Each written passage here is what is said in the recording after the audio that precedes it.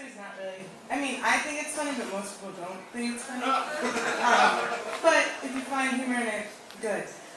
So I went to Temple, and I like a study abroad program, and I went and studied in Japan. Thought it was really cool. And the whole time I was in Japan, I was feeling really awful the last about month and a half, and I was throwing up, and I had diarrhea, and I was going to the hospital. I was getting random things. So I come home, and I'm like, I come back to the U.S., and I'm like, Mom, I don't know what happened, but I got really fat in my stomach. And she's like, all right. I was like, no, Mom, I look like I'm pregnant. And she's like, well, you know, all right, whatever. So one night, I'm sleeping next to her because my mom hates sleeping alone. So I was sleeping next to her, and I got up in the middle of the night, and I was like, Mom, I don't know what's going on, but I got this crazy pain in my abdomen. She's like, all right, well, I hope you continue laughing after I tell you why. And I was like, I got a crazy pain in my abdomen. She's like, all right, well, before you go to Egypt, because my dad's from Egypt, why don't we go to the doctor? And I was like, all right, whatever, we'll go. And we get there, and we go to our gastrologist. And our gastrologist's like, taking all these tests. She's like, well, you're definitely bloated. I was like, yeah, I know.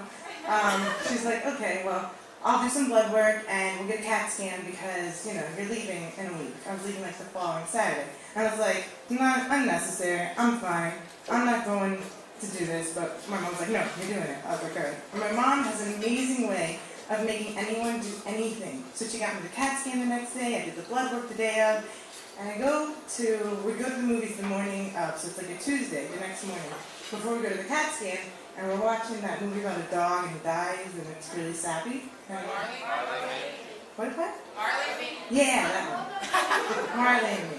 And so we go, and my mom leaves like halfway, not even like 10 minutes into the movie. She walks out, and she's like on the phone, and she comes back, literally the part where the dog is dying. And I was like, what happened? She's like, nothing, there's some abnormalities with your blood. I was like, okay, whatever. So we went to take the CAT scan. I don't know if you've ever had a CAT scan, but the stuff they give you before gives you the worst runs of your life. I think everything I ate for the last 6 weeks came out that night. So, I mean, it wasn't very pleasant. So the next day, we get a phone call. Well, no, we get a fax. And they're reading the results, and they're like, you've got a tumor on your left abdomen that's 11 by 17 by 12 centimeters. So, I'm talking about something this big.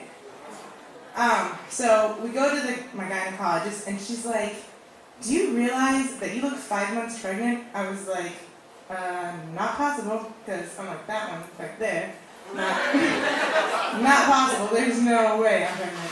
And she's like, did you think anything was up? I was like, well, I've been traveling for 9 months, I get fat, I haven't gone to the gym, not a big deal.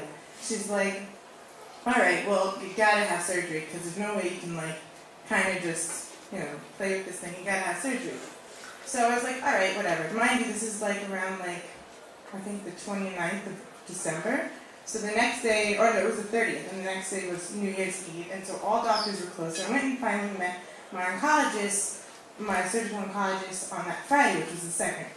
And he was like, all right, well, you know, we might have to take out your ovary, we might have to take out both of them, we might have to take out your uterus, and I'm like signing away, like, do what you gotta do. I just really don't want this shit in me anymore.